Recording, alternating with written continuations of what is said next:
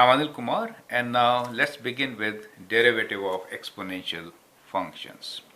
As you know, derivative of e to the power of x is e to the power of x itself. So if I have y equals to e to the power of x, then derivative y prime is also e to the power of x. Here are 4 questions for you to practice. Apply the rules which you have learned: the power rule, sum rule, product rule, and the quotient rule, and find the solution or the derivatives of each function. These are: a, y equals to 3 times e to the power of 10x, then we have y equals to 2 times e to the power of square root x plus e to the power of minus square root x. Y equals to square root x times e to the power of minus 3x, and d is e to the power of x divided by 1 plus e to the power of x. So let's begin from the very first one. Y equals to 3 times e to the power of 10x. So y prime is equals to, product will apply the power rule, right, followed by the chain rule. So it is 3 times e to the power of 10x. So derivative of the exponential function is the exponential function itself times the derivative of 10x, right, times the derivative of 10x, which is indeed 10.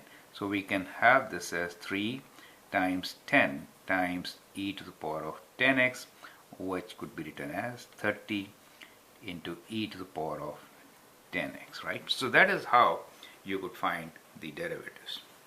The second one here is we have 2 times e to the power of square root x plus e to the power of minus square root x. I will skip some steps and give you the solution. Y equals to 2 times, that's a constant, right, and e to the power of square root x is the same thing, e to the power of square root x times derivative of square root x. Now derivative of square root x is 1 over 2 square root x, right? So we have 1 over 2 square root x times e to the power of square root x. Now here minus will give us, when you find the derivative of the exponent, it will be minus 1 over 2 square root x, and the derivative of e to the power of minus square root x is the same thing, right? So that is what you get. You could of course take simplify this a bit and find your solution. So 2 and 2 will cancel, so you have 1 over square root x, and within bracket you have e to the power of square root x minus e to the power of minus square root x, right? So that is how you can find derivative using combination of these two derivatives, right? Now let us do product rule and find derivative of this function.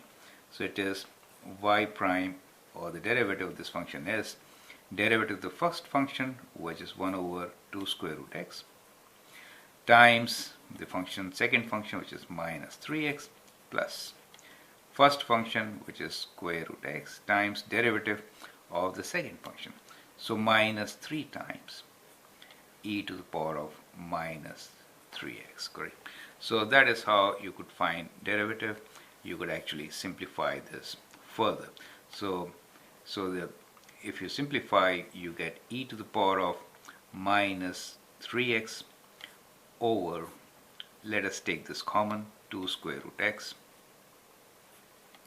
In that case you get 1 plus, so when you multiply this by 2, you get 2x times minus 3, right, times minus 3 within bracket, and this could be written as e to the power of minus 3x over 2 square root x times 1 minus 6x, right?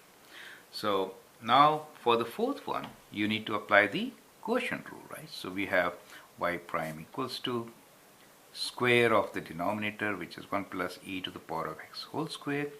Derivative of e to the power of x is e to the power of x times 1 plus e to the power of x minus the second function e to the power of x times the derivative of the denominator, which is e to the power of x, right?